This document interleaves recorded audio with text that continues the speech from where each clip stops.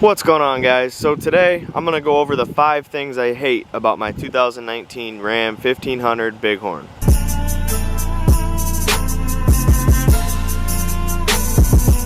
Now before we get started here, I really don't hate anything on the truck. There's a few things that I wish it had that it doesn't have, and there's a few things that kind of bother me but not necessarily would obviously make me detour me away from buying this truck again. I'm just going to put it out there right now, I really like the truck overall. It's been my best truck yet, and I have really nothing too much to complain about. However, there are 5 little things that I wish my truck had that it doesn't, so let's go over those now.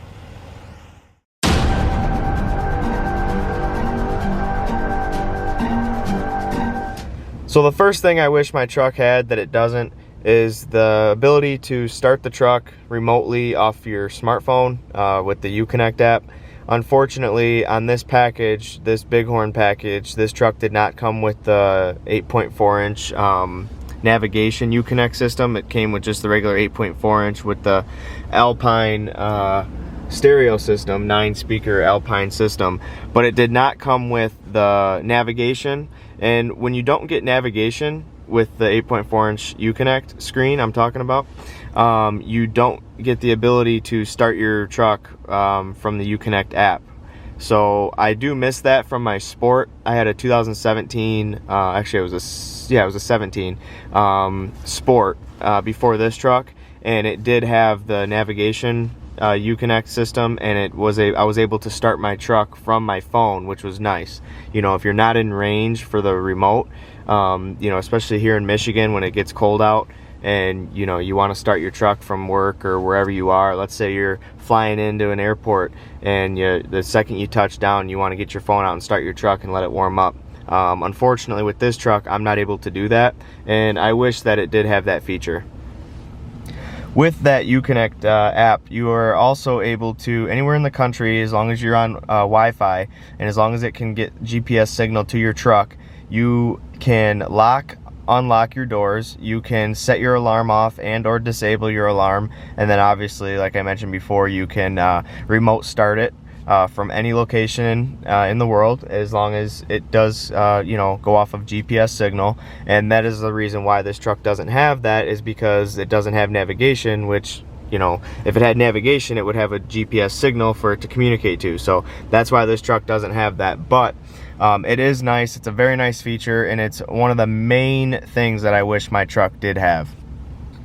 Oh, and I also want to mention to you that with that Uconnect app, you are able to locate your truck at all times. Let's say you're out of town for a while and you want to make sure, you know, the truck's where you left it, nobody's tampered with it, whatever. You're able to get on that app and, you know, see exactly, it pinpoints right where your truck is off that GPS location.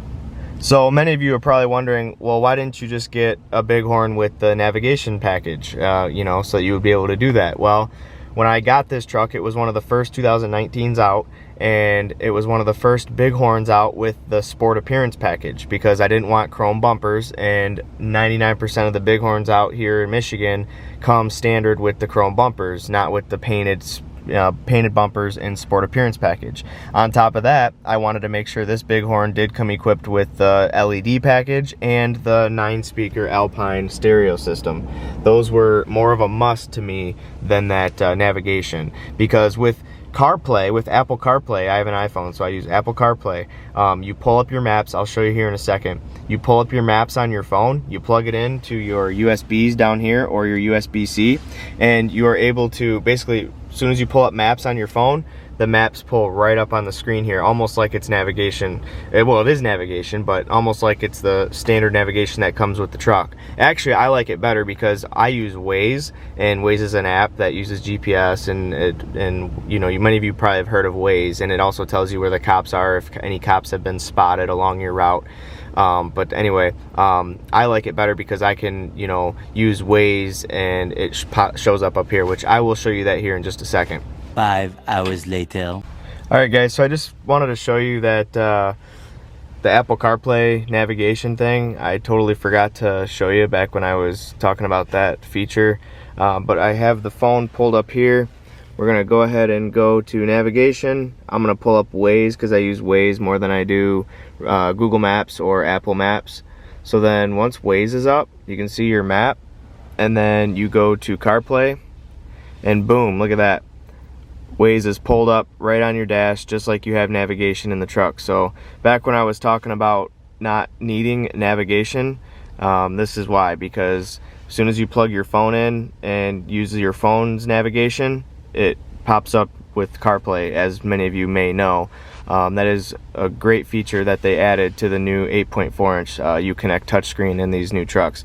Basically, anything I think 2017 on up with the 8.4-inch screen has this Apple CarPlay feature, and for Android it's called Android Auto if you guys are Android users. But I thought it's pretty cool. Basically, you don't need to purchase navigation with your truck when you have navigation on your phone. All you have to do is plug it in. So I have it plugged in here, and I actually have a USB-C cord plugged in because USB-C charges it faster than USB. So anyway, that's what I just wanted to show you guys.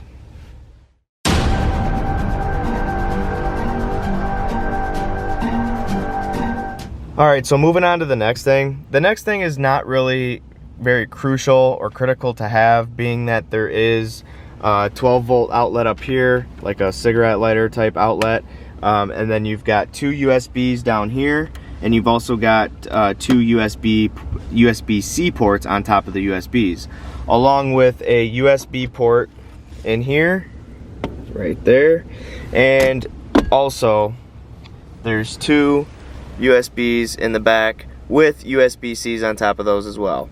However, what I do miss from my Sport was I had a wall plug, like a 12-volt wall plug right here in the dash. I do miss that.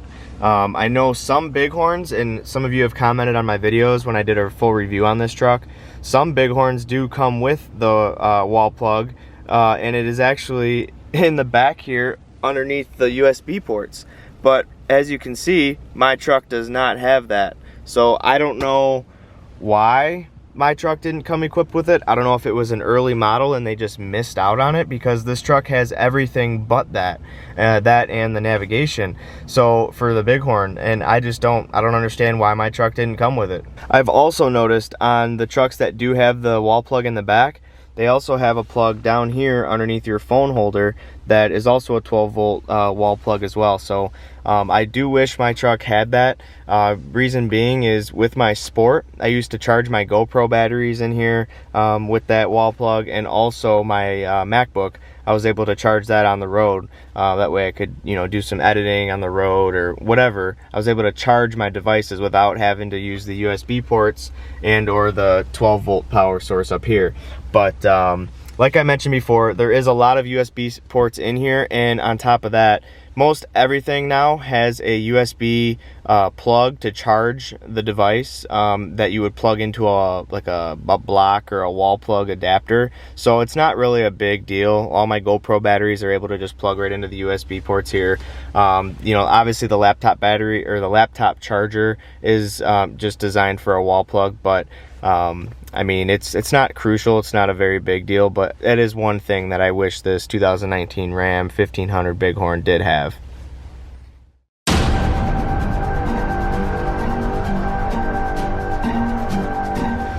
So moving on now to the third thing that I wish my 2019 Ram had was storage compartments underneath the seats. Now, I know this is an option, and I know this comes standard on Laramies on up, but being that this is a Bighorn, there is no storage compartments here underneath the rear seats. And as you can see, things are, I have a bag here with some tools in it, so it weighs it down pretty well so it doesn't fly over and all the stuff doesn't fly out. But you get my point here, is there's no wall here surrounding the cubby holes underneath the rear seats. My 2017 Sport had those, and not only did they have the cubbies to put stuff in, they had that floor, and some of you may know that have 4th gen Rams, they had that floor that folded out and basically made it like 2 inches tall and went all the way across the back seat, and it made it nice because you didn't have to put things in the back of the truck. you could just, if it's something you wanted to keep dry or something you wanted in the heated enclosure in the cab, you would just be able to put it in here on that floor. Now, yeah, the seats go up, but the floor doesn't fold out, so it's not flat. So you're still getting, like, you know, it's just not as flat as the 4th gen Rams. And many of you that are watching the video that have 4th gen Rams, you know exactly what I'm saying. So yeah, I wish the Bighorns did come standard with at least some cubby holes here. I mean, I just don't know why that probably cost them nothing to throw the same cubby holes that the Laramies have in the Bighorns, and it would make people a lot happier for the price point on this truck. But again, it's not a must. I get by just fine. I have my tools in a bag here. We do have the storage, you know, the wells here underneath the floors. I got tow straps and other straps and flashlights and whatnot in there. So that's nice that the truck has those. It did come equipped with the Ram slush mats, which are just like WeatherTech mats. They actually work a little bit better. They fold and mold right to the floor line. I actually like them. I like them a lot. But yeah, that's basically it for the third thing I don't like about this truck. Well, that my truck doesn't have. I know you can get them in the Laramies and Limiteds, the cubby holes, but they do not have that folding out, that floor that folds out like I'm talking about, like they did on the 4th gens. And I do miss that from my 17 Sport, was that floor that folded out. It just made it so much easier to put big bags in here, or big like furniture if you wanted to keep furniture dry from the back if you didn't have a tonneau cover, or if the furniture didn't fit underneath the, in the bed underneath the tonneau cover, you just throw it right here in the cab. And I've even seen people put motorcycles back here on that floor in the 4th gens. I mean, just big stuff you could haul in this big cab that the Rams do have. So yeah, I do miss that, and I wish this truck did have that. Now that the door's open, here's a better look at where that 12-volt wall plug would be that my truck does not have. I know some Bighorns and the Laramies and the Limiteds all have it. I don't know why my truck didn't come equipped with it.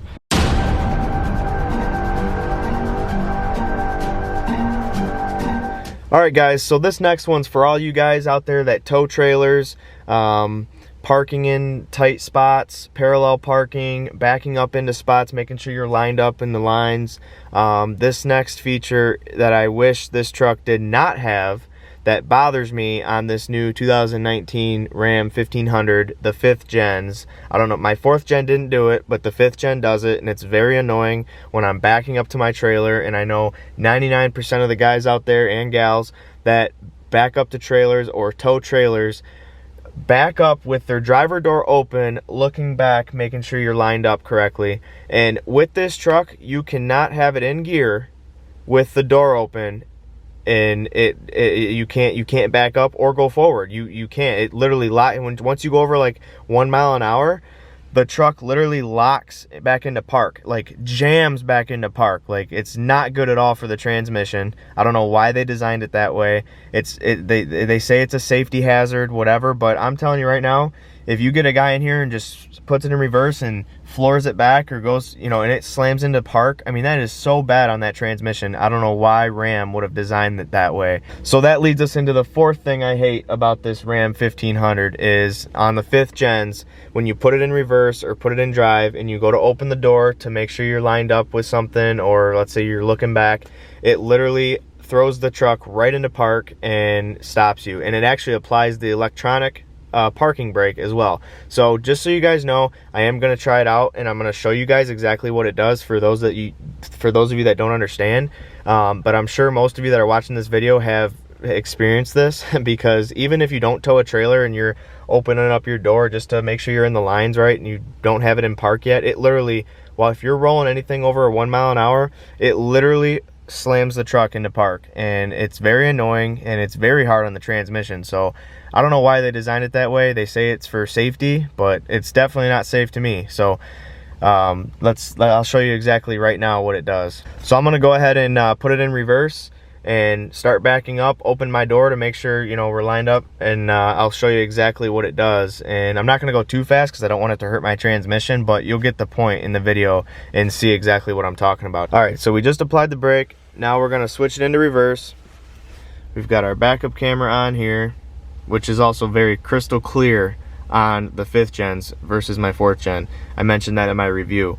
But yeah, so anyway, that's one thing I do love about this truck, is that crystal clear backup camera with the optional zoom that it does have right down to your trailer hitch, so you can back up to your trailer with no issues. All right, so we're in reverse now, and my parking sensors I have turned off because I don't like when they beep, and I'm not too close to the wall anyway back here. But anyway, I'm gonna go ahead and open my door so you guys can see this here. Door is open, and I'm going to just start going backwards a little bit. You guys hear that? Auto park engaged, shift to park, then shift to gear. Like what? And then you can see down here that my parking brake was engaged. My electronic parking brake was engaged. So if I let off the brake, I still, I'm not moving anywhere because my parking brake's on. As you guys can see here, parking brake is engaged. So we have to go ahead and shift back to park, and then let off the brake, go back down here, push off for that. So parking brake is off, and then now we can go back to doing what we were doing.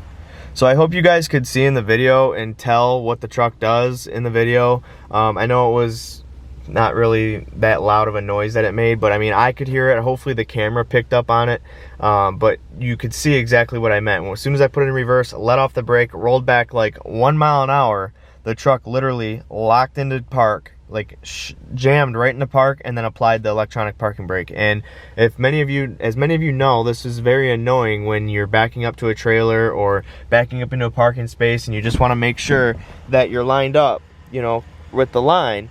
A lot of people do this. I see people in cars even do it, not just trucks. And it's just annoying that this truck locks into park when you have the door open while in reverse, or even drive. If you were in drive and you open the door and pulled forward, it would do the same exact thing. And like I mentioned before, it's really not good on the transmission, and it's annoying. I just wish this truck did not do that. So that's actually, if you want to say one thing I actually hate about this truck, is the fact that it does that. That's one thing I hate that this truck does do.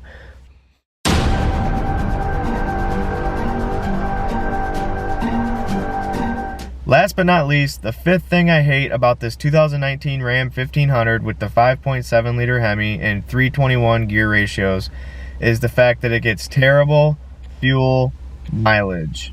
So as you guys can see here, I've averaged on this tank of gas about 11.4 miles per gallon, and this is with the Pulsar in economy mode. Just so you guys know, I'll show you here, right here, economy. It's been in economy mode for this full tank of gas on 93 octane.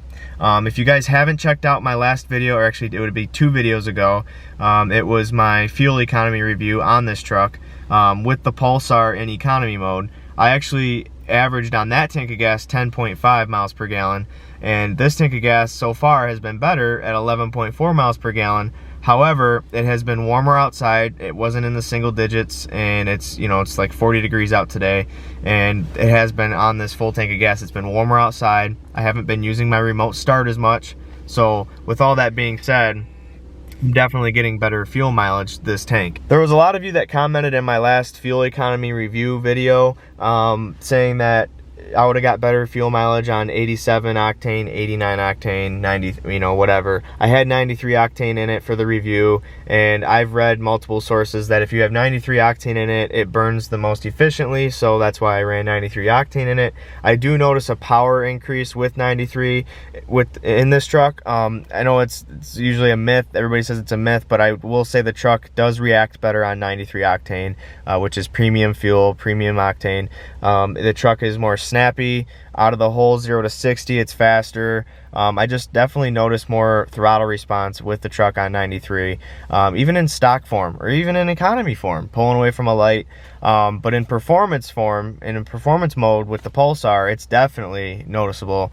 And you can check that out on my last video, which was posted yesterday. That video shows my 0 to 60 times with the Pulsar, 0 to 100 times, and I compare both 0 to 60 and 0 to 100, both from stock to what they were with the Pulsar on performance mode. So go ahead and check out that video if you haven't already. So if you haven't already, make sure you hit that thumbs up button and subscribe to my channel to see more Ram content. And I also have more content coming for you guys this summer with the car stuff, with racing, and doing all sorts of different videos on the channel. So yeah, stay tuned for all that. One thing I will say though is when I bought this Ram, I didn't buy it for fuel mileage. I didn't, it wasn't gonna make it or break it for me. I'd rather have the performance and the power of this 5.7 over like a Chevy 5.3. Obviously the 6.2 in the Chevys with the new 10-speed transmission, they are faster. They're pretty quick, but I do love the Ram overall. I did not buy this truck for fuel economy.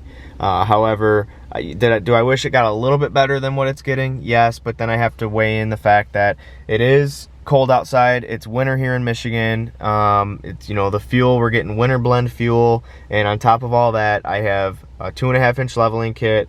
I have the bigger tires, the 285/60/20 BF Goodrich all-terrain tires on here. So when you add all that and factor all that in, it really doesn't get that bad of gas mileage, and it's not gonna make it or break it for me. Like, fuel mileage to me is, I'm all about miles per gallon, if you know what I mean. And I know some of you guys that follow me, subscribe to my channel, a lot of you guys are the same as me.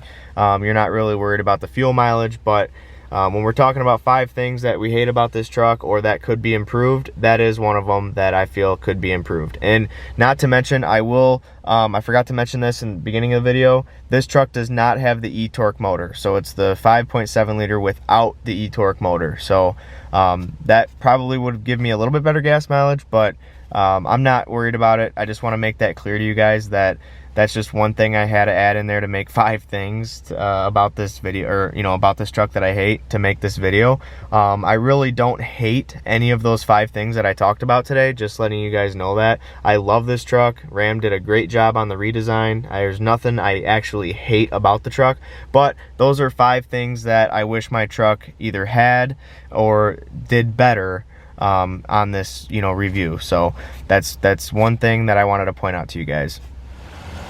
So that's going to complete today's video, guys. If you liked the video, make sure you hit that thumbs up button. If you're new to the channel, make sure you smash that subscribe button. Go ahead and browse through my channel, check out the different content that I have to offer. I will be heading down to Texas 2K this week to get some good street racing videos for you guys. I'll be at the track, Houston Raceway Park, on Thursday through Sunday. So I'll be getting some good footage for the channel and for you guys as well. So make sure you stay subscribed and up to date. Also, follow me on Instagram at Do Work Motorsports, all one word. I'll put it up here on the screen. So Do Work Motorsports, all one word. I do keep that updated more than I do YouTube, as I do have a full-time job besides this, but I will try to get more content for you guys this summer. It's just now starting to clear up here in Michigan. Today was 40 degrees out, and it's definitely looking in the near future like we're gonna have warmer weather, and hopefully all this snow goes away here soon. I had my fun already this winter, and we don't need any more snow. We had like 3 feet of snow just a couple weeks ago, and here's the snow piles from that. But anyway, that's gonna do it for today's video. As always, thanks for watching, and I'll see you next time. Peace.